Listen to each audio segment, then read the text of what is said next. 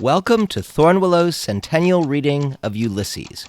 We are celebrating James Joyce's literary masterpiece by presenting the entire novel through a tapestry of hundreds of clips that unite readers across the world. Many thanks to our readers for volunteering to participate in our Centennial celebration. Episode 6, HADES, featuring Paul Hecht, reading from East Hampton, New York, Tara Bandman and Michael DiRuggiero, reading from New York City, Roseanne Cash, reading from New York City, Phil Cly, reading from Queens, Tina DeVaron, reading from New York City, Ronan Healy, reading from Rathmines in Dublin, Matthew Carey Salyer, reading from the Bronx, Julius Boxer Cooper, reading from Washington, D.C., Colonel David Harper, reading from West Point, Peter Larangis and Sean Desmond, reading from New York City, Patrick Miles, reading from London, Dorothy Marsick, reading from Woodstock, New York, Matt Heimer, reading from Chicago, Randy Cohen, reading from New York City, and Brian F. O'Byrne, reading from Sligo, Ireland. Chapter 6. Martin Cunningham first poked his silk-hatted head into the creaking carriage and, entering deftly, seated himself. Mr. Power stepped in after him, curving his height with care. "Come on, Simon. After you," Mr. Bloom said. Mr. Dedalus covered himself quickly and got in, saying, "Yes, yes." "Are we all here now?" Martin Cunningham asked. "Come along, Bloom." Mr. Bloom entered and sat in the vacant place. He pulled the door to after him and slammed it tight till it shut tight. He passed an arm through the arm strap and looked seriously from the open carriage window at the lowered blinds of the avenue. One dragged aside. An old woman peeping, nose white flattened against the pane, thanking her stars she was passed over. Extraordinary the interest they take in a corpse. Glad to see us go, we give them such trouble coming. Job seems to suit them. Hugger, mugger in corners, slop about in slipper-slappers for fear he'd wake. Then, getting it ready, laying it out, Molly and Mrs. Fleming making the bed. Pull it more to your side, our winding sheet. Never know who will touch you dead. Wash and shampoo. I believe they clip the nails in the hair. Keep a bit in an envelope. Grow all the same after. Unclean job. All waited. Nothing was said. Stowing in the wreaths, probably. I'm sitting on something hard. That soap in my hip pocket. Better shift it out of that. Wait for an opportunity. All waited. Then wheels were heard from in front, turning, then nearer, then horses' hoofs, a jolt. The carriage began to move, creaking and swaying. Other hoofs and creaking wheels started behind. The blinds of the avenue passed, and number 10, with its craped knocker, door ajar, at walking pace.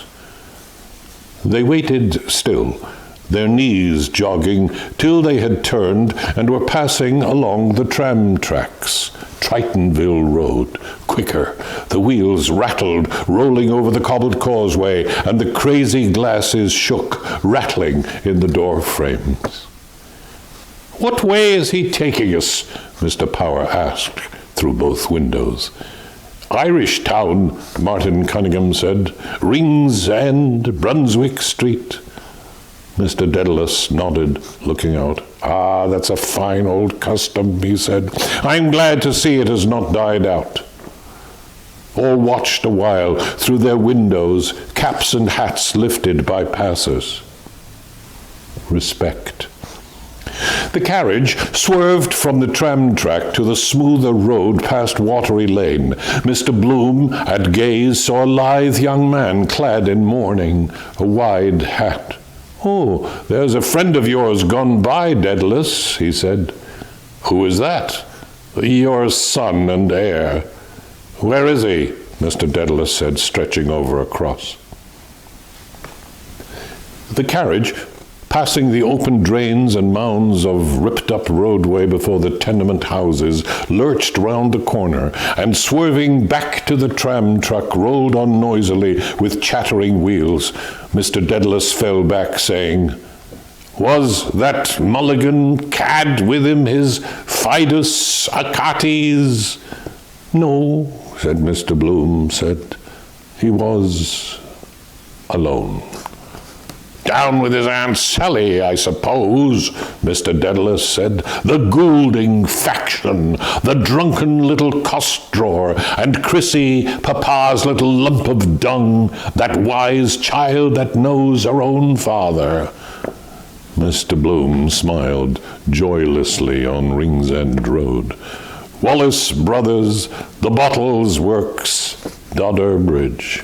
Ritchie, Goulding, and the legal bag. Goulding, Collis, and Ward, he calls the firm."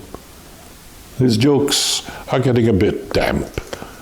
Great guard he was, waltzing in Stamer Street with Ignatius Gallagher on a Sunday morning, the landlady's 2 hats pinned on his head. Out on the rampage all night, beginning to tell on him now, that backache of his, I fear. Wife ironing his back. Thinks he'll cure it with pills.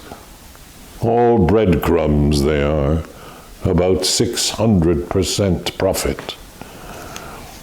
"He's in with a low-down crowd," Mr. Daedalus snarled. "That Mulligan is a contaminated, bloody, double-dyed ruffian by all accounts. His name stinks all over Dublin. But with the help of God and his blessed mother, I'll make it my business to write a letter one of those days to his mother or his aunt or whatever she is that will open her eye as wide as a gate. I'll tickle his catastrophe, believe you me," he cried above the clatter of the wheels. Hi, I'm Michael DiRuggiero. I am Tara Bandman. We are here in New York City. And we'll be reading from a very special copy of Ulysses. It's the first edition, and it's Stanislaus Joyce's copy, James Joyce's brother, and it's inscribed, I hope we can see this, "To Stanny, Jim." There we go. 11th February, 1922. He cried above the clatter of the wheels, "I won't have her bastard of a nephew ruin my son. A counter-jumper's son selling tapes in my cousin Peter Paul McSweeney's? Not likely." He ceased. Mr. Bloom glanced from his angry mustache to Mr. Power's mild face and Martin Cunningham's eyes and beard gravely shaking. Noisy, self-willed man. Full of his son. He is right. Something to hand on. If little Rudy had lived. See him grow up. Hear his little voice in the house. Walking beside Molly in an Eton suit. My son. Me in his eyes. Strange feeling it would be. From me. Just a chance. Must have been that morning in Raymond Terrace. She was at the window, watching the 2 dogs at it by the wall of the Cease to Do Evil, and the sergeant grinning up. She had that cream gown on, with the rip she never stitched. Give us a touch, Poldy. God, I'm dying for it. How life begins. Got big then. Had to refuse the Greystones concert. My son inside her. I could have helped him on in life, I could. Make him independent. Learn German, too. Are we late? Mr. Power asked. 10 minutes. Martin Cunningham said, looking at his watch. Molly, Millie, same thing, watered down. Her tomboy oaths. Oh, jumping Jupiter, ye gods and little fishes. Still, she's a dear girl. Soon be a woman. Mullingar, dearest Popley, young student, yes, a woman too. Life. The carriage heeled over and back, their 4 trunks swaying. "Corny might have given us a more commodious yoke," Mr. Power said. "He might," Mr. Daedalus said. "if he hadn't that squint troubling him. Do you follow me?" He closed his left eye. Martin Cunningham began to brush away crust crumbs from under his thighs. "What is this? In the name of God! Crumbs!" Somebody seems to have been making a picnic party in here lately, Mr. Power said. All raised their thighs, eyed with disfavor the mildewed, buttonless leather of the seats. Mr. Daedalus, twisting his nose, frowned downward and said, "Unless I'm greatly mistaken, what do you think, Martin?" "It struck me too," Martin Cunningham said. Mr. Bloom set his thigh down. "Glad I took that bath.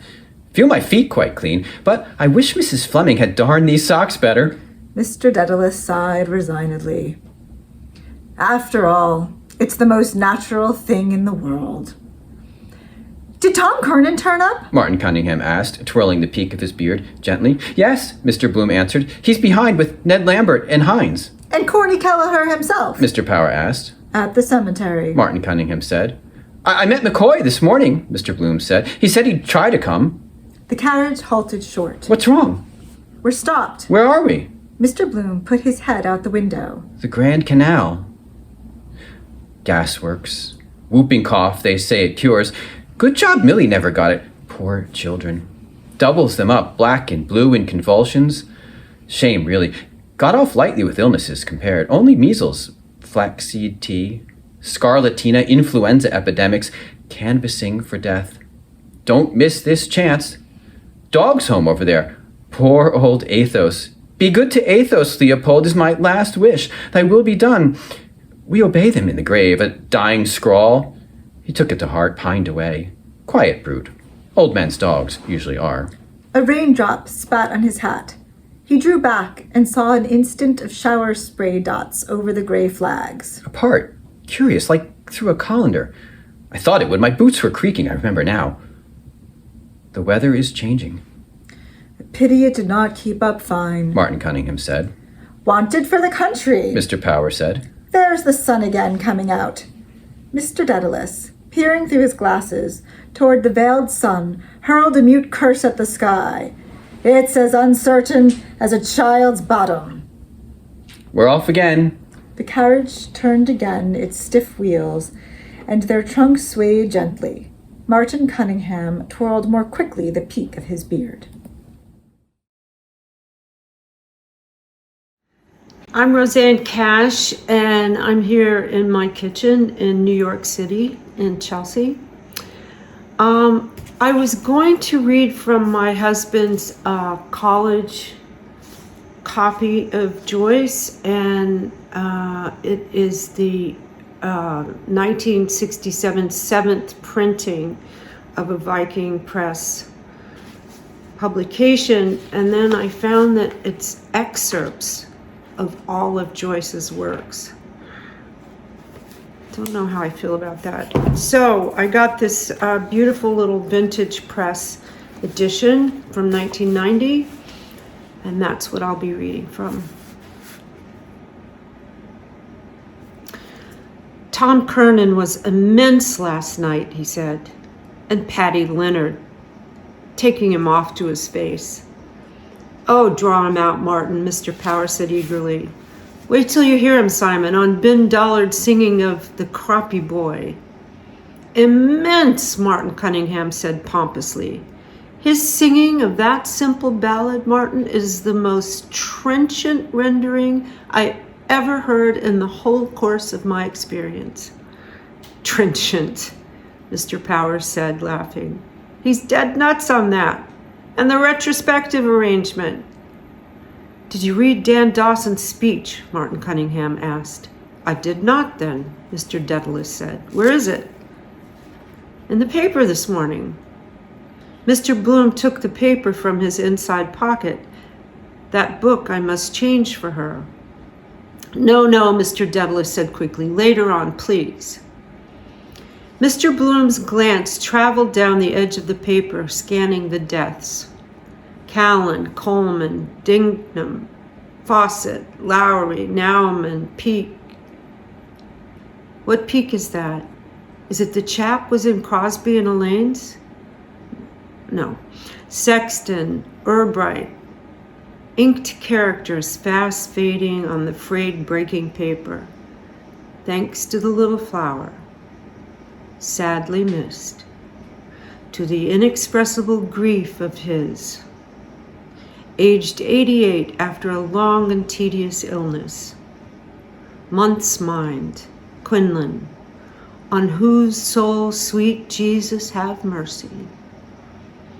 It is now a month since dear Henry fled to his home up above in the sky, while his family weeps and mourns his loss, hoping someday to meet him on high. I tore up the envelope. Yes. Where did I put her letter after I read it in the bath? He patted his waistcoat pocket. There, all right. Dear Henry fled before my patients are exhausted. National School, Meade's Yard, the Hazard. Only 2 there now, nodding, full as a tick. Too much bone in their skulls. The other trotting round with a fare. An hour ago I was passing there and the Jarvies raised their hats. A pointsman's back straightened itself upright suddenly against a tramway standard by Mr. Bloom's window. Couldn't they invent something automatic so that the wheel itself, much handier? Well, but that fellow would lose his job then. Well, but then another fellow would get a job making the new invention. Ancient concert rooms, nothing on there. A man in a buff suit with a crepe armlet. Not much grief there. Quarter morning. People in law, perhaps. They went past the bleak pulpit of St. Mark's under the railway bridge, past the Queen's Theatre in silence. Hoardings. Eugene Stratton. Mrs. Banman Palmer. Could I go to see Leah tonight, I wonder? I said I. Or the Lily of Killarney? Elster Grimes Opera Company? Big powerful change. Wet, bright bills for next week. Fun on the Bristol. Martin Cunningham could work a pass for the Gaiety. I have to stand a drink or two, as broad as it's long. He's coming in the afternoon, her songs. Plastos. Sir Philip Crampton's memorial fountain bust. Who was he? How do you do, Martin Cunningham said, raising his palm to his brow in salute. He doesn't see us, Mr. Power said. Yes, he does. How do you do? Who? Mr. Dedalus asked. Blazes boilin', Mr. Power said. There he is, airing his quiff. Just that moment I was thinking. Mr. Dedalus bent across to salute. From the door of the Red Bank, the white disk of a straw hat flashed reply. Passed. Mr. Bloom reviewed the nails of his left hand, then those of his right hand. The nails, yes. Is there anything more in him that she sees? Fascination? Worst man in Dublin. That keeps him alive. They sometimes feel what a person is. Instinct. But a type like that, my nails, I am just looking at them, well paired. And after, thinking alone. Body getting a bit softy. I would notice that from remembering. What causes that, I suppose? The skin can't contract quickly enough when the flesh falls off. But the shape is there. The shape is there still. Shoulders, hips, plump. Night of the dance dressing, shift stuck between the cheeks behind. He clasped his hands between his knees and, satisfied, sent his vacant glance over their faces. Mr. Power asked, How's the concert tour getting on, Bloom? Oh, very well, Mr. Bloom said. I hear great accounts of it. It's a good idea, you see. Are you going yourself? Well, no, Mr. Bloom said. In point of fact, I have to go down to the County Clare on some private business. You see, the idea is to tour the chief towns. What you lose on one, you can make up on the other. Quite so, Martin Cunningham said. Mary Anderson is up there now. Have you good artists? Louis Werner is touring her, Mr. Bloom said. Oh, yes, we'll have all top knobbers. J.C. Doyle and John McCormick, I hope, and the best, in fact. And Madame, Mr. Power said, smiling. Last but not least. Mr. Bloom unclasped his hands in a gesture of soft politeness and clasped them. Smith O'Brien, someone has laid a bunch of flowers there. Woman. Must be his death day. For many happy returns. The carriage wheeling by Farrell's statue united noiselessly their unresisting knees. Oof. A dull-garbed old man from the curbstone tendered his wares, his mouth opening. Oof. 4 bootlaces for a penny. Wonder why he was struck off the rolls. Had his office in Hume Street, same house as Molly's namesake. Tweedy, Crown Solicitor for Waterford. Has that silk hat ever since. Relics of old decency. Mourning, too. Terrible come down, poor wretch. Kicked about like snuff at a wake. O'Callahan on his last legs. And Madame, 11:20, up. Mrs. Fleming is in to clean, doing her hair, humming. Oh, the only non-variety. No. Variety non. Looking at the tips of her hairs to see if they are split. Mi trema un poco il. Beautiful on that tre, her voice is. A weeping tone, a thrust, a throstle. There is a word, throstle, that expressed that.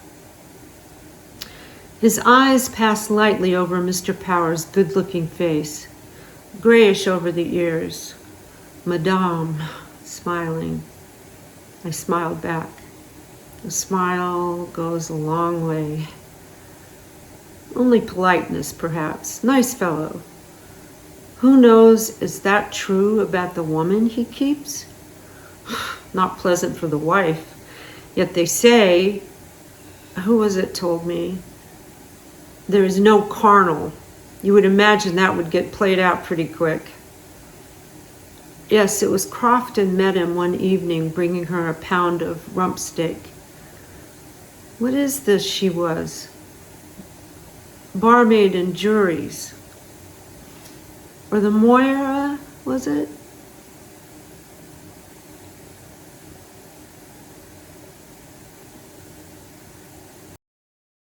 I'm Phil Cly, the author of Redeployment and Missionaries. I've got my copy of Ulysses here. I first read it in college, and then the book stayed with me, as it does, and I brought it with me to Iraq when I served in the Marine Corps, and I kept going back to it. I brought this copy, actually. And I think there were so many reasons that I went back to it, but one of them was just that this is the great modern epic, not of war, but of normal, everyday life. They passed under the huge cloaked liberator's form. Martin Cunningham nudged Mr. Power. Of the tribe of Reuben, he said. A tall, black-bearded figure bent on a stick, stumping round the corner of Elvery's elephant house, showed them a curved hand open on his spine. In all his pristine beauty, Mr. Power said. Mr. Daedalus looked after the stumping figure and said mildly, "The devil break the hasp of your back." Mr. Power, collapsing in laughter, shaded his face from the window as the carriage passed Gray's statue. "We've all been there," Martin Cunningham said broadly. His eyes met Mr. Bloom's eyes. He caressed his beard, adding, "Well, nearly all of us." Mr. Bloom began to speak with sudden eagerness to his companions' faces. "That's an awfully good one that's going the rounds about Reuben J. and the Sun." "About the boatman?" Mr. Power asked. "Yes, isn't it awfully good?" "What is that?" Mr. Daedalus asked. "I didn't hear it." "There was a girl in the case," Mr. Bloom began, "and he determined to send him to the Isle of Man out of harm's way, but when they were both—" "What?" Mr. Daedalus asked. That confirmed bloody hobbledehoy, is it? Yes, Mr. Bloom said. They were both on the way to the boat and he tried to drown. Drown Barabbas, Mr. Daedalus cried. I wish to Christ he did. Mr. Power sent a long laugh down his shaded nostrils. No, Mr. Bloom said. The son himself. Martin Cunningham thwarted his speech rudely. Reuben J. and the son were piking it down the quay next the river on their way to the Isle of Man boat, and the young chiseler suddenly got loose and over the wall with him into the Liffey. For God's sake, Mr. Daedalus exclaimed in a fright. Is he dead? Dead, Martin Cunningham cried. Not he. A boatman got a pole and fished him out by the slack of the breeches, and he was landed up to the father on the quay. More dead than alive. Half the town was there. Yes, Mr. Bloom said, but the funny part is, and Reuben J., Martin Cunningham said, gave the boatman a florin for saving his son's life. A stifled sigh came from under Mr. Power's hand. Oh, he did, Martin Cunningham affirmed, like a hero, a silver florin. Isn't it awfully good, Mr. Bloom said eagerly. 1 and 8 pence too much, Mr. Daedalus said dryly. Mr. Power's choked laugh burst quietly in the carriage. Nelson's pillar. 8 plums a penny, 8 for a penny. We had better look a little serious, Martin Cunningham said. Mr. Daedalus sighed. And then indeed, he said, poor little Patty wouldn't grudge us a laugh.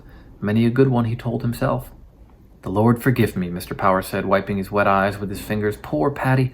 I little thought a week ago, when I saw him last, and he was in his usual health, that I'd be driving after him like this. He's gone from us. As decent a little man as ever wore a hat, Mr. Daedalus said. He went very suddenly. Breakdown, Martin Cunningham said. Heart. He tapped his chest sadly. Blazing face, red hot, too much John Barleycorn, cure for a red nose, drink like the devil till it turns Adelaide. A lot of money he spent coloring it. Mr. Power gazed at the passing houses with a rueful apprehension. He had a sudden death, poor fellow, he said. The best death, Mr. Bloom said. Their wide open eyes looked at him. No suffering, he said. A moment, and all is over, like dying in sleep. No one spoke. Tina DeVaron, reading from New York City. Their wide-open eyes looked at him. No suffering, he said. A moment, and all is over, like dying in sleep. No one spoke.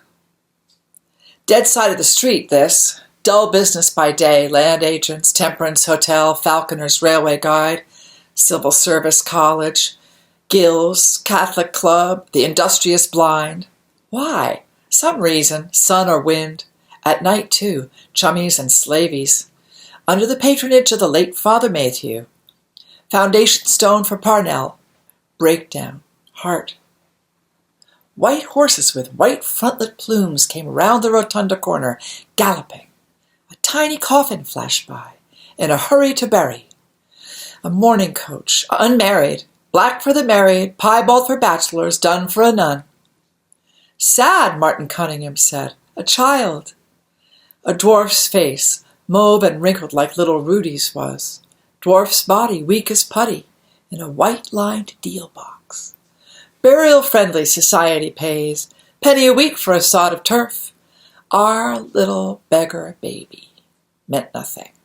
Mistake of nature. If it's healthy, it's from the mother.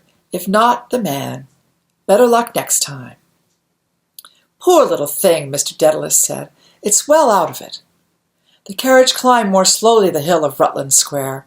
Rattle his bones over the stones, only a pauper nobody owns. In the midst of life, Martin Cunningham said. But the worst of all, Mr. Power said, is the man who takes his own life. Martin Cunningham drew out his watch briskly, coughed, and put it back. The greatest disgrace to have in the family, Mr. Power added. Temporary insanity, of course, Martin Cunningham said decisively. We must take a charitable view of it. They say a man who does it is a coward, Mr. Daedalus said. It's not for us to judge, Martin Cunningham said. Mr. Bloom, about to speak, closed his lips again. Martin Cunningham's large eyes, looking away now. Sympathetic human man he is. Intelligent, like Shakespeare's face. Always a good word to say. They have no mercy on that here or infanticide. Refuse Christian burial. They used to drive a stake of wood through his heart in the grave, as if it wasn't broken already. Yet sometimes they repent too late, found in the riverbed clutching rushes. He looked at me, and that awful drunkard of a wife of his, setting up house for her time after time, and then pawning the furniture on him every Saturday almost, leading him the life of the damned. Wear the heart out of a stone, that. Monday morning, start afresh, shoulder to the wheel. Lord, she must have looked a sight that night. Daedalus told me he was in there, drunk about the place, and capering with Martin's umbrella. And they call me the jewel of Asia, the geisha. He looked away from me. He knows, rattle his bones. That afternoon of the inquest, the red-labeled bottle on the table, the room in the hotel with the hunting pictures, stuffy it was, sunlight through the slats of the Venetian blinds, the coroner's ears big and hairy, boots giving evidence. Thought he was asleep first, then saw like yellow streaks on his face, had slipped down to the foot of the bed. Verdict, overdose. Death by misadventure. The letter, for my son Leopold. No more pain, wake no more, nobody owns. The carriage rattled swiftly along Blessington Street, over the stones. We're going the pace, I think, Martin Cunningham said. God grant he doesn't upset us on the road, Mr. Powers said. I hope not, Martin Cunningham said. That will be a great race tomorrow in Germany, the Gordon Bennett. Yes, by Jove, Mr. Daedalus said. That will be worth seeing, faith. As they turned into Berkeley Street, a street organ near the basin sent over and after them a rollicking, rattling song of the halls. Has anybody here seen Kelly, Kelly, Dead March from Saul? He's as bad as old Antonio, he left me on my onio. Pirouette, the Mater Misericordia. Eccles Street, my house down there, big place. Ward for incurables there, very encouraging. Our Lady's Hospice for the dying. Dead house handy underneath, where old Mrs. Riordan died. They look terrible, the women. Her feeding cup and rubbing her mouth with a spoon. Then the screen round her bed for her to die. Nice young student that was dressed, that bite the bee gave me. He's gone over to the lying-in hospital, they told me, from one extreme to the other. The carriage galloped round a corner, stopped. What's wrong now? A divided drove of branded cattle passed the windows, lowing, slouching by on padded hoofs, whisking their tails slowly on their clotted, bony croups. Outside them and through them ran rattled sheep, bleating their fear. Hello, my name is Ronan Healy from Rathmines in Dublin. I live in a house that was built in 1904, so I like to think that Mr. Joyce himself passed by this very front door. The carriage galloped around a corner, stopped. What's wrong now? A divided drove of branded cattle passed the windows, lowing, slouching by on padded hooves, whisking their tails slowly on their clotted, bony croups. Outside them and through them ran raddled sheep, bleating their fear. Emigrants, Mr. Power said. Huh? The driver's voice cried, his switch sounding on their flanks. Hup, you're that. Thursday, of course. Tomorrow's killing day. Springer's Cuffs sold them about 27 quid each. For Liverpool, probably. Roast beef for Old England. They buy up all the juicy ones. And then the fifth quarter is lost. All that raw stuff. Hide, hair, horns. Comes to a big thing in a year, the dead meat trade. Byproducts of the slaughterhouses for tanneries, soap and margarine. Wonder if that Dodge works now getting dicky meat off the train at Clonsilla. The carriage moved on through the drove. I can't make out why the corporation doesn't run a tram line from the park gate to the quays, Mr. Bloom said. All those animals could be taken in trucks down to the boats. Instead of blocking the thoroughfare, Martin Cunningham said. Quite right, they ought to. Yes, Mr. Bloom said. And another thing, I often thought it is to have municipal funeral trams like they have there in Milan, you know. Run the line out to the cemetery gates and have special trams, hearse and carriage and all. Do you know what I mean? Oh, that'd be damned for a story, Mr. Daedalus said. Pullman car and saloon dining room. Poor look out for Corny, Mr. Power added. Why? Mr. Bloom asked. Turning to Mr. Daedalus. Wouldn't it be more decent than galloping two abreast? Well, there's something in that, Mr. Dedalus granted. And, Martin Cunningham said, we wouldn't have scenes like that when the hearse capsized around Dumfries and upset the coffin onto the road. That was terrible, Mr. Power's shocked face said, and the corpse fell about the road. Terrible. First round Dumfries, Mr. Dedalus said, nodding. Gordon Bennett Cup. Praise be to God, Martin Cunningham said, piously. Boom, upset. A coffin bumped out onto the road, burst open. Paddy Dignam shot out and rolling over stiff in the dust in a brown habit too large for him. Red face, grey now. Mouth fallen open, asking what's up now. Quite right to close it. Looks horrid open. Then the insides decompose quickly. Much better to close up all the orifice. Yeah. Also, with wax. The sphincter loose, seal up all. Dunphy's, Mr. Power announced as the carriage turned right. Dunphy's corner. Morning coaches drawn up, drowning their grief. A pause by the wayside. Tip-top position for a pub. Expect we'll pull up here on the way back to drink his health. Pass round the consolation. Elixir of life. But suppose now it did happen. Would he bleed if a nail, say, cut him in the knocking about? He wouldn't, I suppose. Depends on where. The circulation stops. Still, some might ooze out of an artery. It would be better to bury them in red, a dark red. In silence they drove along Fridgeborough Road, an empty hearse totted by, coming from the cemetery. Looks relieved. Crossed Guns Bridge, the Royal Canal. Water rushed roaring through the sluices. A man stood on his dropping barge between clamps of turf, on the towpath by the lock of a slack tethered horse, aboard of the Bugaboo. Their eyes watched him. On the slow, weedy waterway, he had floated on his raft coastward over Ireland, drawn by a haulage rope past bends of reeds, over slime, mud-choked bottles, carrion dogs. Athlone, Mullingar, Moy Valley. I could make a walking tour to see Millie by the canal, or cycle down. Hire some old crocs, safety. Wren had one the other day at the auction by the ladies. Developing waterways, James McCann's hobby to row me over the ferry. Cheaper transit by easy stages. Houseboats. Camping out, also hearses, to heaven by water. Perhaps I will. Without writing. Come as a surprise, leak slip Clonsilla, dropping down lock by lock to Dublin, with turf from the Midland bogs. Salute. He lifted his brown straw hat, saluting Paddy Dignam. So, the brilliant thing about Joyce is that even if you are not, as I am not, particularly well-spoken, telegenic, or well-lit, the language will nevertheless forgive you forever and ever and ever. Amen. They drove on, past Brian Baroime House, near it now. I wonder how is our friend Mr. Fogarty getting on, Mr. Powers said. Better ask Tom Kiernan, Mr. Dedalus said. And how is that, Martin Cunningham said. Left him weeping, I suppose, though lost to sight, Mr. Dedalus said, to memory dear.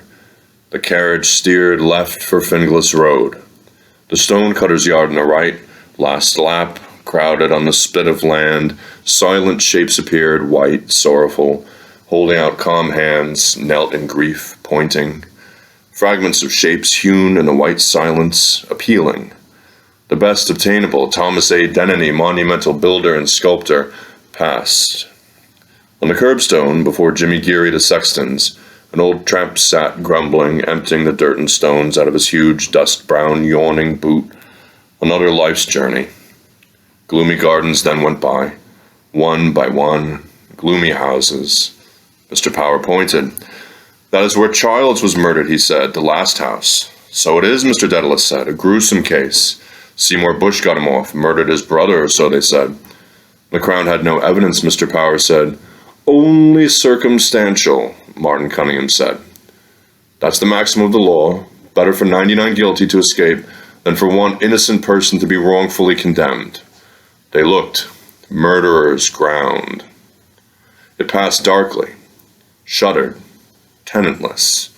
Unweeded garden, the whole place going to hell. Wrongfully condemned. Murder. The murderer's image in the eye of the murdered. They love reading about it. Man's head found in a garden. Her clothing consisted of. How she met her death. A recent outrage. The weapon used.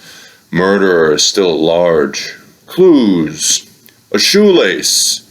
the body to be exhumed. Murder will out. Cramped in his carriage. She mightn't like me to come that way without letting her know. Must be careful about women.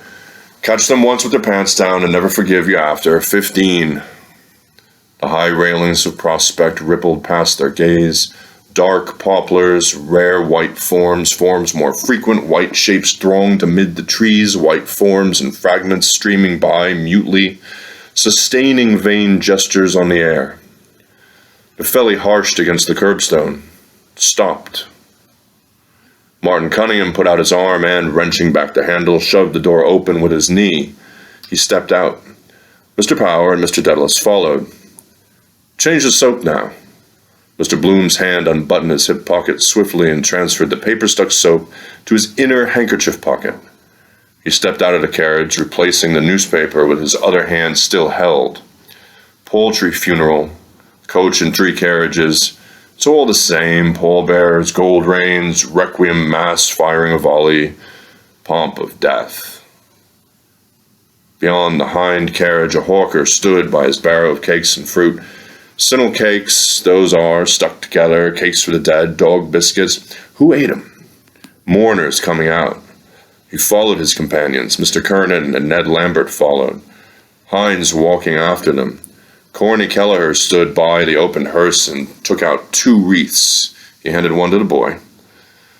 Where's that child's funeral disappeared to? A team of horses passed from Finglas, with toiling, plodding tread, dragging through the funeral silence, a creaking wagon on which lay a granite block. The wagoner marching at their head saluted. Coffin now. Got her before us, dead as he is. Horse looking round at it with his plumed skioways, dull eye, collar tight on his neck, pressing on a blood vessel or something. Do they know what they cart out here every day? Must be 20 or 30 funerals every day, then Mount Jerome for the Protestants. Funerals all over the world, everywhere, every minute, shoveling them under by the cartload double quick. Thousands every hour, too many in the world. Mourners came out through the gates. A woman and a girl. Lean-jawed, harpy, hard woman at a bargain, her bonnet awry. Girl's face stained with dirt and tears, holding the woman's arm, looking up at her for a sign to cry. Fish's face, bloodless, livid. Hello, my name is Julius Boxer Cooper, and I will be reading my passage of James Joyce's Ulysses from my grandfather's, well, let's say, well-notated and tattered copy. And what inspired me to choose to read the passage that I did was the description of the character Dick Tivy as a solid man. This reminded me of one of my favorite pieces of recorded sound ever, which was a swing-era jazz standard called That Solid Old Man Is Here Again. It was recorded notably by Larry Clinton's band, by Tommy Dorsey's band, but my favorite version actually was a 1941 single made for OK Records by Les Brown's band featuring a vocal refrain from Betty Bonnie, so I'd just like to give you a little sample of what inspired me to read the particular passage that I did.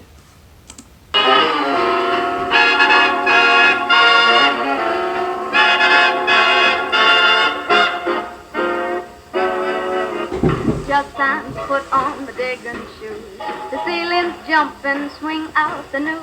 He's rocking the place with washboard blues. That solid old man is here again. He's breaking my eardrums, are beating out.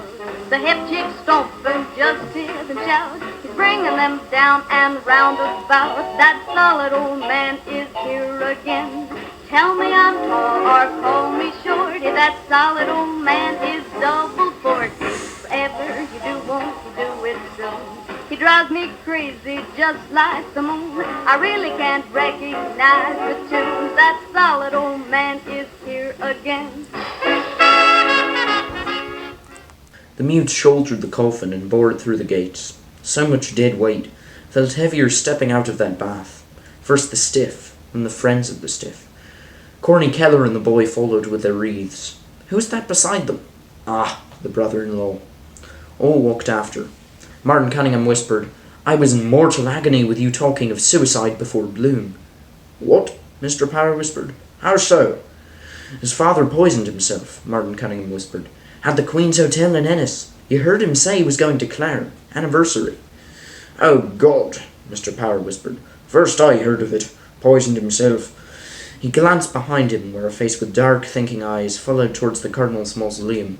Speaking. "Was he insured?" Mr. Bloom asked. "I believe so," Mr. Kernan answered, "but the policy was heavily mortgaged. Martin is trying to get the youngster into Artane." "How many children did he leave?" "5. Then Lambert says he'll try to get one of the girls into Todd's." "A sad case," Mr. Bloom said gently. 5 young children. "A great blow to the poor wife," Mr. Kernan added. "Indeed, yes," Mr. Bloom agreed. "Has to laugh at him now." He looked down at the boots he had blacked and polished. She'd outlived him, lost her husband. More dead for her than for me. One must outlive the other, wise men say. There are more women than men in the world. Condole with her your terrible loss. I hope you'll soon follow him, for Hindu widows only. She would marry another. Him? No. Yet who knows after? Widowhood not the thing since the old Queen died. Drawn on a gun carriage. Victoria and Albert, Frogmore Memorial Morning. But in the end she put a few violets in her bonnet, vain in her heart of hearts. All for a shadow, consort not even a king. Her son was the substance. Something new to hope for, not like the past she wanted back. Waiting, it never comes. One must go first, alone under the ground, and lie no more in her warm bed. "How are you, Simon?" Ned Lambert said softly, clasping hands. "Haven't seen you for a month of Sundays." "Never better. How are all in Cork's own town?" "I was down there for the Cork Park races on Easter Monday," Ned Lambert said. "Same old 6 and 8 pence. Stopped with Dick Tivy." "And how is Dick, the solid man?" "Nothing between himself and heaven," Ned Lambert answered. "By the holy Paul," Mr. Dedalus said in subdued wonder. "Dick Tivy. Bald." "Martin is going to get a wimp for the youngsters," Ned Lambert said, pointing ahead. "A few bob a skull, just to keep him going till the insurance is cleared up." Yes, Mr. Dedalus said dubiously. "Is that the eldest boy in front?" "Yes," Ned Lambert said with the wife's brother. "John Henry Menton is behind. He put down his name for a quid." "I'll engage he did," Mr. Dedalus said. "I often told poor Paddy he ought to mind that job. John Henry is not the worst in the world." "How did he lose it?" Ned Lambert asked. "Liquor? What?" "Many a good man's fault," Mr. Dedalus said with a sigh. They halted about the door of the mortuary chapel. Mr. Bloom stood behind the boy with the wreath, looking down at his sleek combed hair and the slender furrowed neck inside his brand new collar. Poor boy! Was he there when the father... Both unconscious. Lighten up at the last moment and recognize for the last time all he might have done. "I owe 3 shillings to O'Grady." Would he understand? The mutes bore the coffin into the chapel. Which end is his head? After a moment he followed the others in, blinking in the screened light. The coffin lay on its bier before the chancel. 4 tall yellow candles at its corners, always in front of us. Corny Keller, laying a wreath at each 4 corner, beckoned the boy to kneel. The mourners knelt here and there in praying desks. Mr. Bloom stood behind near the font, and when all had knelt, dropped carefully his unfolded newspaper from his pocket and knelt his right knee upon it. He fitted his black hat gently on his left knee, and, holding its brim, bent over piously. A server, bearing a brass bucket with something in it, came out through a door. The white-smocked priest came after him, tidying his stole with one hand, balancing with the other a little book against his toad's belly. "Who will read the book?" "I," said the rook. I'm Colonel Dave Harper, reading from the Faulkner Room at the United States Military Academy, West Point. They halted by the bier, and the priest began to read out of his book with a fluent croak. Father Coffee. I knew his name was like a coffin. Dominen Amine. Bully about the muzzle he looks. Bosses the show. Muscular Christian. Woe betide anyone that looks crooked at him. Priest, thou art Peter. Burst sideways like a sheep in clover, Dedalus says he will. With a belly on him like a poisoned pup. Most amusing expressions that man finds. Burst sideways. Non intres in judicum cum servo tuo domine. Makes them feel more important to be prayed over in Latin. Requiem Mass, crepe weepers, black-edged notepaper, your name on the altar list. Chilly place this. Want to feed well, sitting in there all morning in the gloom, kicking his heels, waiting for the next please. Eyes of a toad, too. What swells him up that way? Molly gets swelled after cabbage. Air of the place, maybe. Looks full of up bad gas.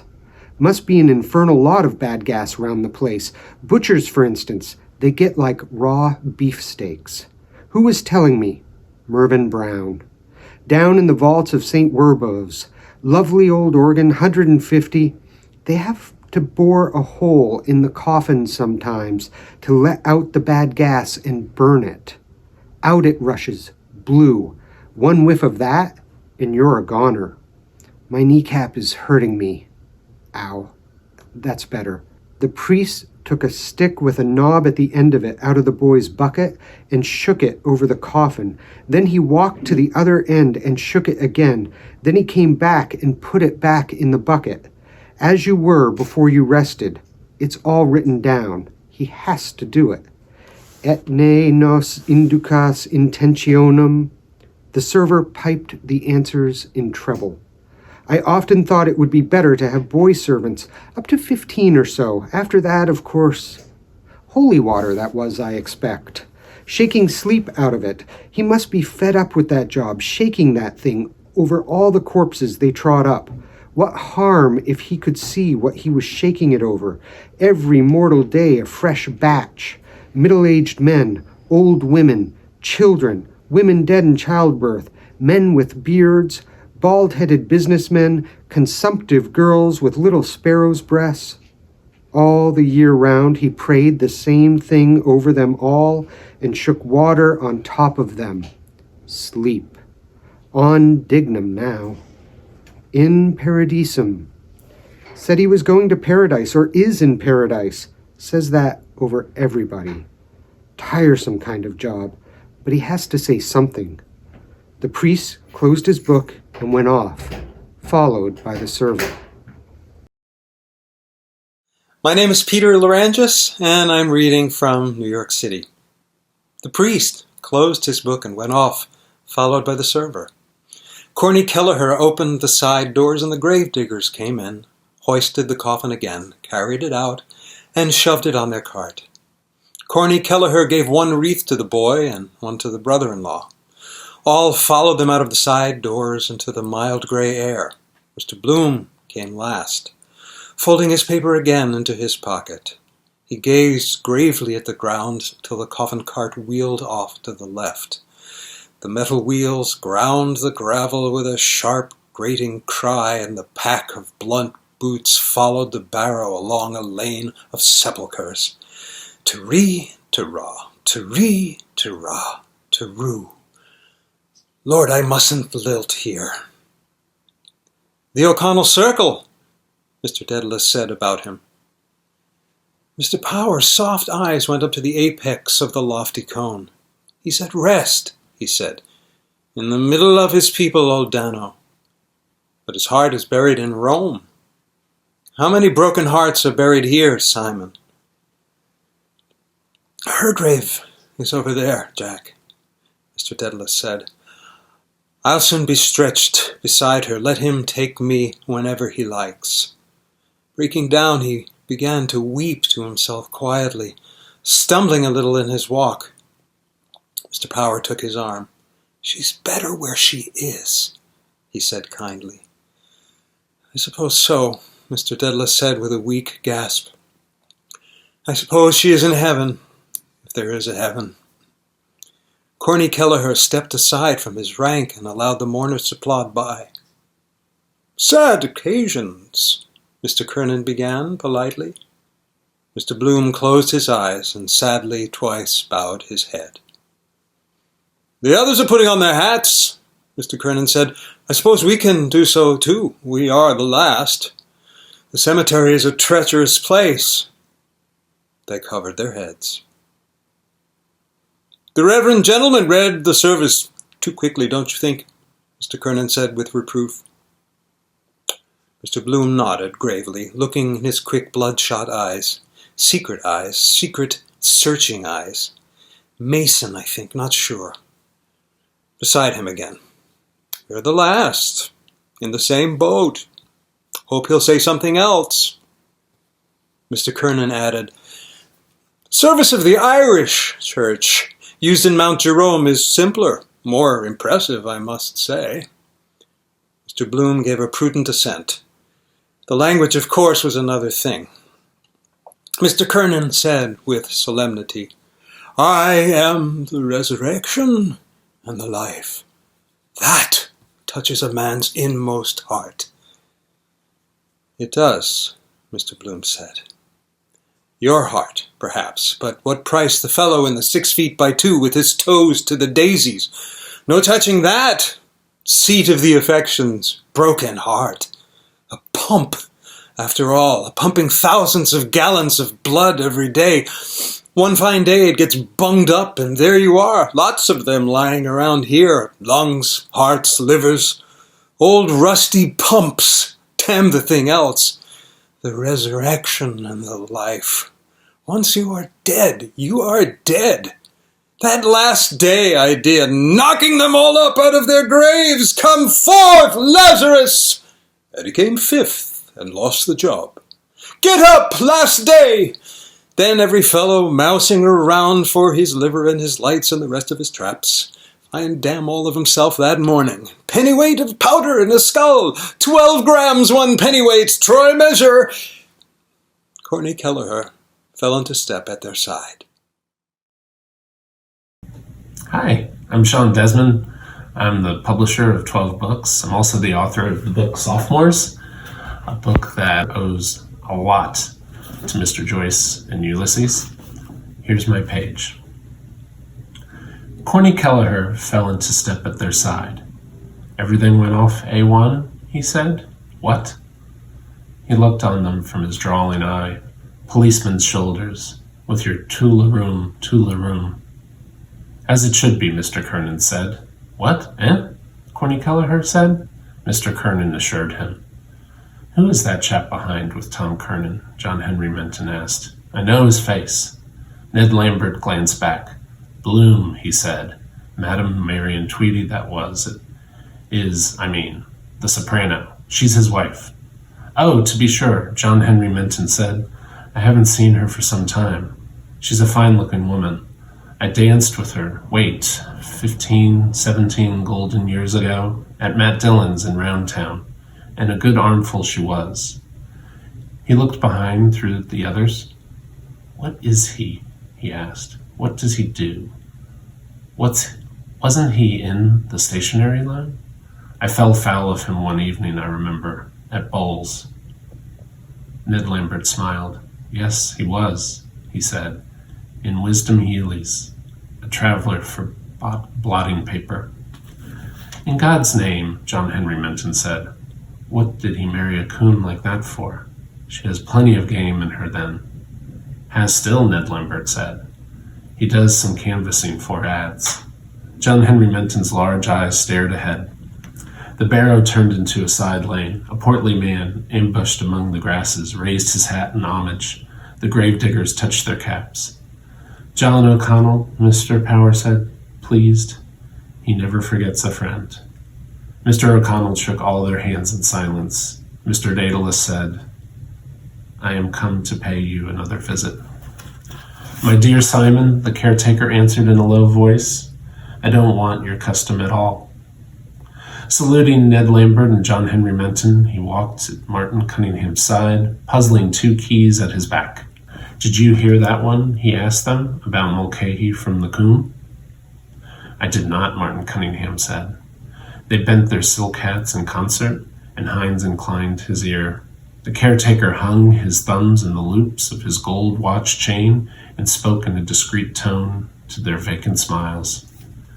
They tell the story, he said, that 2 drunks came here one foggy evening to look for the grave of a friend of theirs. They asked for Mulcahy from the Coombe and were told where he was buried. After traipsing about in the fog, they found the grave, sure enough. One of the drunks spelt out their name, Terence Mulcahy. The other drunk was blinking up at a statue of our Savior the widow had got put up.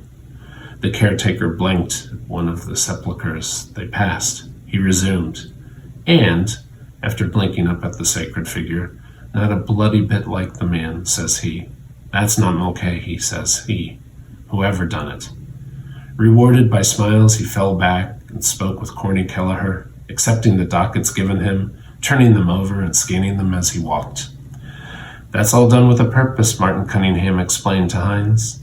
"I know," Hines said. "I know that." "To cheer up a fellow," Martin Cunningham said. "It's pure good-heartedness. Damn the thing else."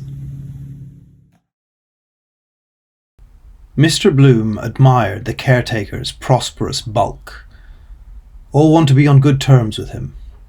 Decent fellow, John O'Connell, real good sort. Keys, like Keys's ad. No fear of anyone getting out, no pass-out checks. Habeat corpus. I must see about that ad after the funeral. Did I write Ballsbridge on the envelope I took to cover when she disturbed me writing to Martha? Hope it's not chucked in the dead letter office. Be the better of a shave. Grey sprouting beard. That's the first sign when the hairs come out grey and temper are getting cross. Silver threads among the grey.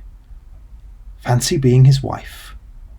Wonder how he had the gumption to propose to any girl. Come out and live in the graveyard. Dangle that before her. It might thrill her first. Courting death. Shades of night hovering here with all the dead stretched about. The shadows of the tombs when churchyards yawn, and Daniel O'Connell must be a descendant, I suppose, who is this used to say he was a queer, breedy man, great Catholic, all the same, like a big giant in the dark. Will-o'-the-wisp. Gas of the graves. Want to keep the mind off it to conceive at all. Women especially are so touchy. Tell her a ghost story in bed to make her sleep. Have you ever seen a ghost? Well, I have. It was a pitch-dark night. The clock was on the stroke of 12. Still, they'd kiss all right if properly keyed up. Whores in Turkish graveyards. Learn anything if taken young. You might pick up a young widow here. Men like that. Love among the tombstones. Romeo. Spice of pleasure. In the midst of death we are in life. Both ends meet. Tantalizing for the poor dead. Smell of grilled beefsteaks to the starving gnawing their vitals. Desire to grig people. Molly wanting to do it at the window. 8 children he has anyway. He has seen a fair share go under in his time, lying around him field after field. Holy fields. More room if they buried them standing. Sitting or kneeling you couldn't. Standing? His head might come up some day above ground in a landslip with his hand pointing. All honeycombed the ground must be oblong cells. And very neat he keeps it too, trim grass and edgings. His garden Major Gamble calls Mount Jerome. Well, so it is. Ought to be flowers of sleep. Chinese cemeteries with giant poppies growing produce the best opium, Mastiansky told me. The botanic gardens are just over there. It's the blood sinking in the earth gives new life. Same idea those Jews they said killed the Christian boy. Every man his price. Well-preserved, fat corpse gentleman, epicure, invaluable for fruit garden, a bargain. By carcass of William Wilkinson, auditor and accountant, lately deceased, £3 13 with thanks. I dare say the soil would be quite fat with corpse manure, bones, flesh, nails, charnel houses. Dreadful. Turning green and pink, decomposing. Rot quick and damp earth lean. The lean old one's tougher. Then a kind of tallowy, kind of a cheesy. Then begin to get black, treacle oozing out of them. Then dried up. Death moths. Of course the cells, or whatever they are, go on living. Changing about. Live forever, practically. Nothing to feed on themselves. But they must breed a devil a lot of maggots. Soil must be simply swirling with them. Your head, it simply swirls. Those pretty little seaside girls. He looks cheerful enough over it. Gives him a sense of power seeing all the others go under first. Wonder how he looks at life. Cracking his jokes too. Warm the cockles of his heart. The one about the bulletin. Spurgeon went to heaven 4 a.m. this morning. 11 p.m. closing time, not arrived yet. Peter. The dead themselves, the men anyhow, would like to hear an odd joke, or the women to know what's in fashion. A juicy pear or ladies' punch, hot, strong and sweet. Keep out the damp. You must laugh sometimes, so better do it that way. Gravediggers in Hamlet. Shows the profound knowledge of the human heart. Daren't joke about the dead for 2 years at least. De mortuis nil nisi prius. Go out of mourning first. Hard to imagine his funeral. Seems a sort of a joke. Read your own obituary notice, they say. You live longer. Gives you second wind, new lease of life. How many have you for tomorrow? The caretaker asked. 2, Corny Kelleher said. 10:30 and 11. The caretaker put the papers in his pocket. The barrow had ceased to trundle. The mourners split and moved to each side of the hole, stepping with care around the graves. The gravediggers bore the coffin and set its nose on the brink, looping the bands round it. Burying him. We come to bury Caesar. His Ides of March or June. He doesn't know who is here, nor care. Now who is that lanky-looking galoot over there in the mackintosh? Now who is he, I'd like to know? Now I'd give a trifle to know who he is. Always someone turns up you never dreamt of. A fellow could live on his lonesome all his life. Yes, he could. Still, he'd have to get someone to sod him after he died. He could dig his own grave. We all do. Only man buries.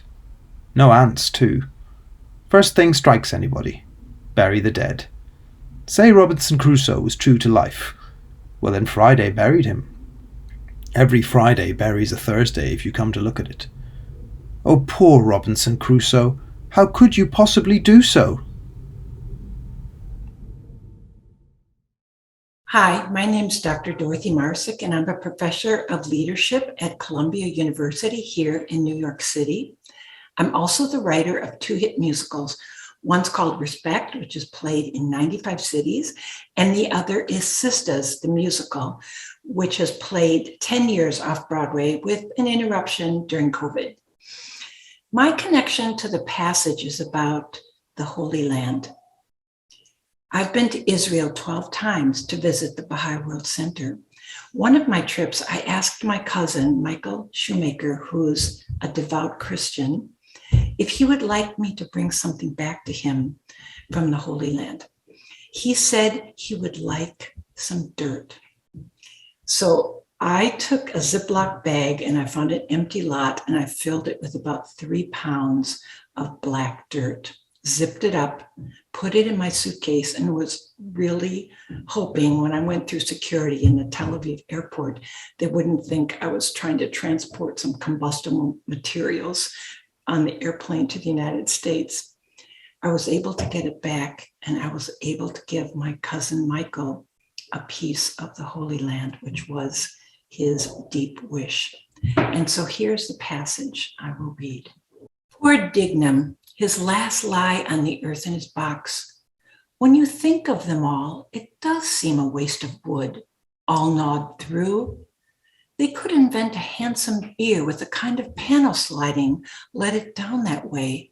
Aye, but they might object to be buried out of another fellow's. They're so particular.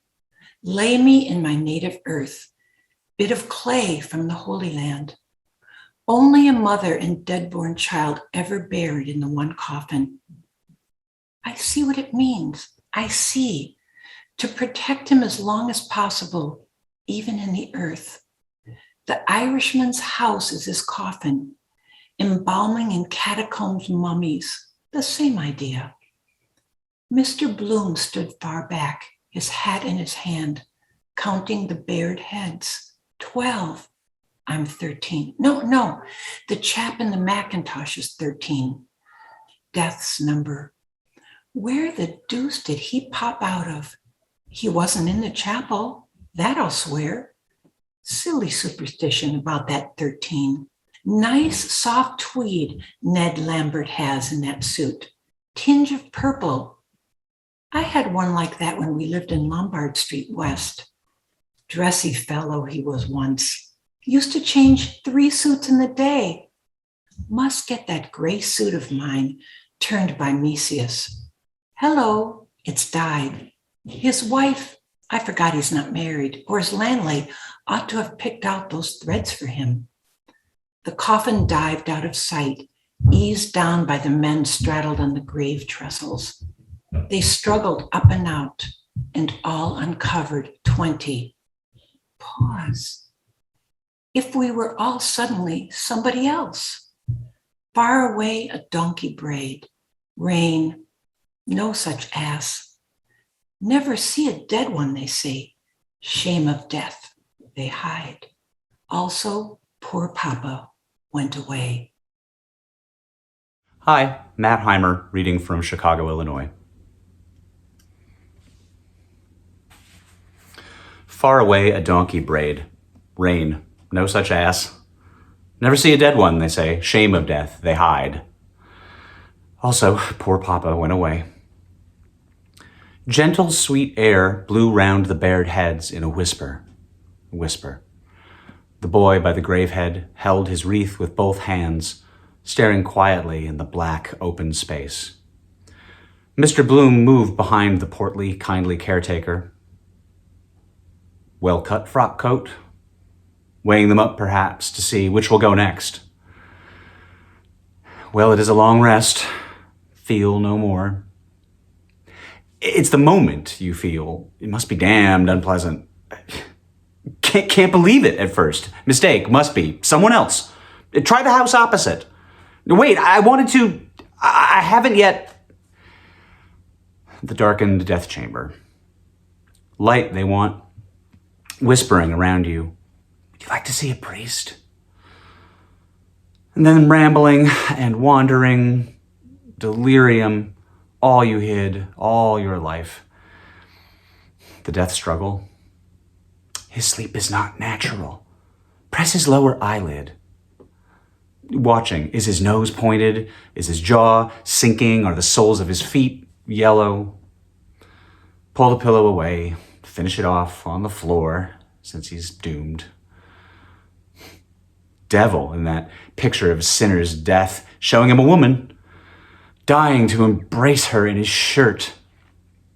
Last act of Lucia. Shall I never more behold thee? Bam! Expires. Gone at last. And then people talk about you a bit. Forget you.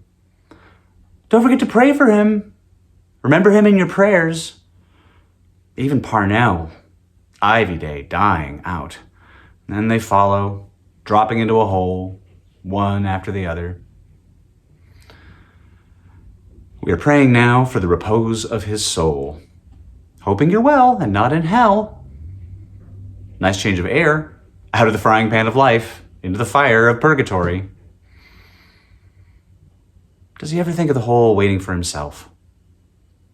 They say you do when you shiver in the sun. Someone walking over it. Call boys warning, near you. Mine over there towards Finglas. The plot I bought. Mama, poor Mama, and little Rudy. The gravediggers took up their spades and flung heavy clods of clay in on the coffin. Mr. Bloom turned his face. And if he was alive all the time, whew, by jingo, that would be awful. No, he is dead. Of course he is dead. Monday he died. But they ought to have some law to pierce the heart and make sure, or an electric clock, or a telephone in the coffin, some kind of a canvas air hole, flag of distress. 3 days. Rather long to keep them in summer. Just as well to get shut of them as soon as you are sure there's no... The clay fell softer. Begin to be forgotten. Out of sight, out of mind. The caretaker moved away a few paces and put on his hat. had enough of it. The mourners took heart of grace one by one, covering themselves without show.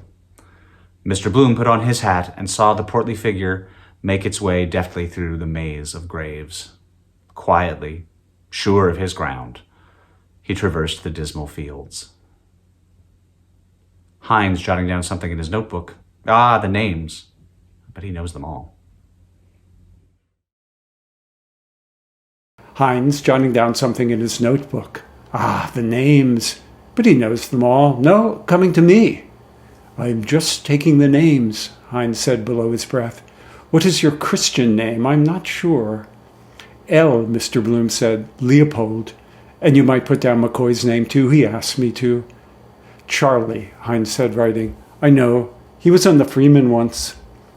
So he was, before he got the job in the morgue under Louis Byrne. Good idea, post-mortem for doctors. Find out what they imagine they know. He died of a Tuesday. Got the run. Levanted with the cash of a few ads. Charlie, you're my darling. That was why he asked me to, well, does no harm. I saw to that, McCoy. Thanks, old chap. Much obliged. Leave him under an obligation. Costs nothing. And tell us, Hines said. Do you know that fellow fellow over there in the... He looked round. McIntosh. Yes, I saw him, Mr. Bloom said. Where is he now?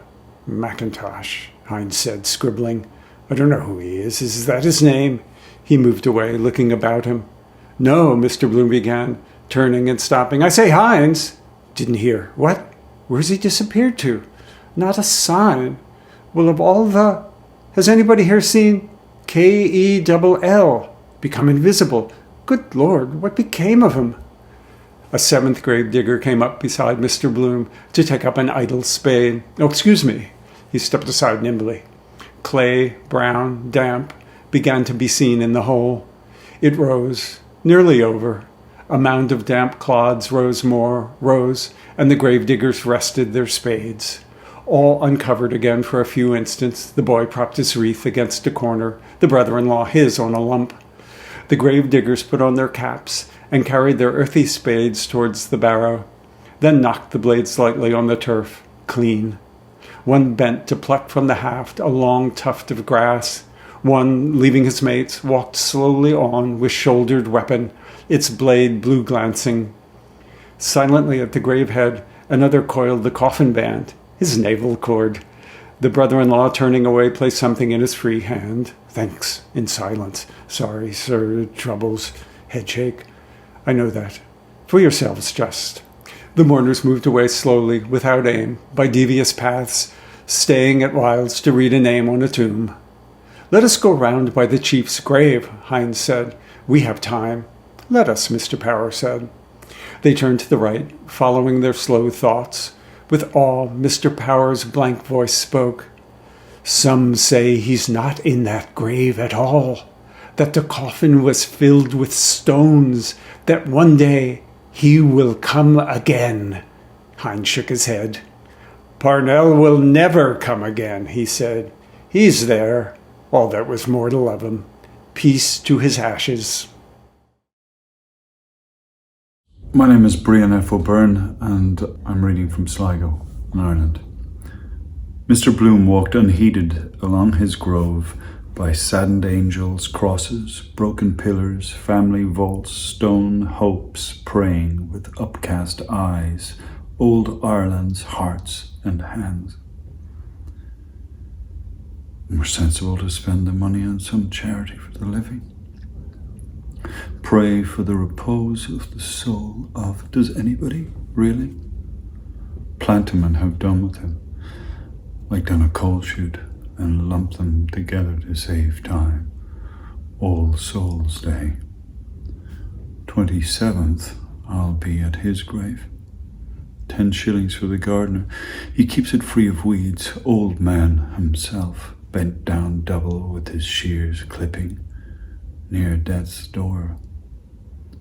Who passed away, who departed this life, as if they did it of their own accord. Got the shove, all of them. Who kicked the bucket. More interesting if they told you what they were. So-and-so, wheelwright, I travelled for cork lino. I paid 5 shillings in the pound. Or a woman's with her saucepan. I cooked good Irish stew. Eulogy in a country churchyard. It ought to be that poem of whose is it, Wordsworth or Thomas Campbell. Entered into rest, the Protestants put it. Old Dr. Murrins, the great physician, called him home. Well, it's God's acre for them. Nice country residence. Newly plastered and painted. Ideal spot to have a quiet smoke and read the church Times. Marriage ads they never tried to beautify. Rusty wreaths hung on knobs, garlands of bronze foil. Better value that for the money. Still, the flowers are more poetical. The other gets rather tiresome, never withering, expresses nothing. Immortelles. A bird sat tamely perched on a poplar branch, like stuffed, like the wedding present Alderman Hooper gave us. Who? Not a budge out of him. Knows there are no catapults to let fly at him. Dead animal, even sadder. Silly Millie burying the little dead bird in the kitchen matchbox, a daisy chain and bits of broken chainies on the grave. The Sacred Heart, that is, showing it. Heart on its sleeve, ought to be sideways and red. It should be painted like a real heart. Ireland was dedicated to it, or whatever that. Seems anything but pleased. Why this affliction? Would birds come then and peck like the boy with the basket of fruit? But he said no, because they ought to have been afraid of the boy. Apollo, that was. How many? All these here once walked around Dublin. Faithful departed. As you are now, so once were we. Besides, how could you remember everybody? Eyes, walk, voice. Well, the voice, yes.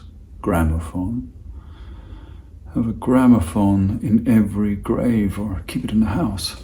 After dinner on a Sunday, put on poor old great-grandfather.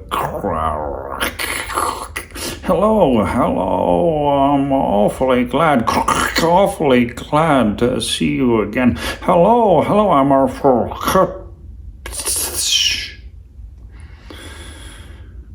Remind you of the voice like the photograph reminds you of the face.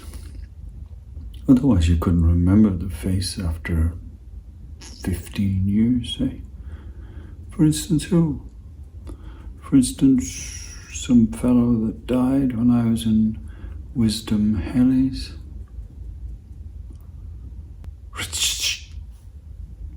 A rattle of pebbles. Wait, stop. He looked down intently into a stone crypt. Some animal. Wait, there he goes. An obese grey rat toddled along the side of the crypt, moving the pebbles. An old stager. Great-grandfather, he knows the ropes. The grey alive crushed itself in under the plinth, wriggled itself in under it. Good hiding place for treasure. Who lives there? I laid the remains of Robert Emery. Robert Emmet was buried here by torchlight, wasn't he? Making his rounds. Oh, tale gone now. One of those chaps would make short work of a fellow, pick the bones clean no matter who he was. Ordinary meat for them. A corpse is meat gone bad. Well, and what's cheese? Corpse of milk. I read in that Voyages in China that the Chinese say a white man smells like a corpse. Cremation better. Priest dead against it. deviling for the other firm. Wholesale burners and Dutch oven dealers. Time of the plague. Quicklime fever, pits to eat them. Lethal chamber, ashes to ashes. Or bury at sea. Where is that Parsi tower of silence? Eaten by birds. Earth, fire, water. Drowning, they say, is the pleasantest. See your whole life in a flash, but being brought back to life, no. Can't bury in the air, however, out of a flying machine. Wonder does the news go about whenever a fresh one is let down? Underground communication. We learned that from them. Wouldn't be surprised. Regular square feed for them. Flies come before he's well dead. Got wind of Dignam.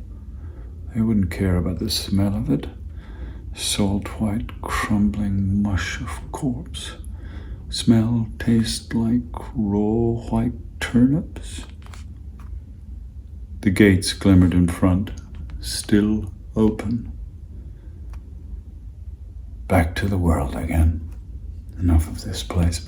Brings you a bit nearer every time. Last time I was here was Mrs. Sinico's funeral. Poor Papa, too. The love that kills. And even scraping up the earth at night with a lantern like that case I read of to get at fresh buried females or even putrefied with running grave sores. Give you the creeps after a bit. I will appear to you after death. You will see my ghost after death. My ghost will haunt you after death. There is another world after death named Hell. Do not like that other world she wrote. No more do I. Plenty to see and hear and feel yet. Feel live, warm beings near you. Let them sleep in their maggoty beds. They're not going to get me this innings. Warm beds, warm, full-blooded life. Martin Cunningham emerged from a side path, talking gravely. Solicitor, I think. I know his face. Menton. John Henry, solicitor, commissioner for oaths and affidavits. Dignam used to be in his office. Matt Dillon's long ago, jolly Matt, convivial evenings. Cold fowl, cigars, the Tantalus glasses. Heart of gold, really. Yes, Menton. Got his rag out that evening on the bowling green because I sailed inside him. Pure fluke of mine, the bias. Why he took such a rooted dislike to me. Hate at first sight. Molly and Floey Dillon linked under the lilac tree laughing. Fellow always like that. Mortified if women are bi. Got a dinge in the side of his hat. Carriage, probably. Excuse me, sir, Mr. Bloom said beside them. They stopped. Your hat is a little crushed, Mr. Bloom said, pointing. John Henry Menton took off his hat, bulged out the dinge, and smoothed the nap with care on his coat sleeve. He clapped the hat on his head again. It's all right now, Martin Cunningham said. John Henry Menton jerked his head down in acknowledgement. Thank you, he said shortly. They walked on towards the gates. Mr. Bloom, chapfallen, drew behind a few paces so as not to overhear Martin laying down the law. Martin could wind a sappy head like that round his little finger without his seeing it. Oyster eyes. But never mind. Be sorry after, perhaps, when it dawns on him. Get the pull over him that way. Thank you. How grand we are this morning. We hope you enjoyed listening to this episode of The Colophon and our Centennial reading of Ulysses from Thornwillow Press. Be sure to subscribe to us wherever you get your podcasts, and please consider supporting us by visiting our website, www.thornwillow.com. Your help makes this and all our endeavors possible.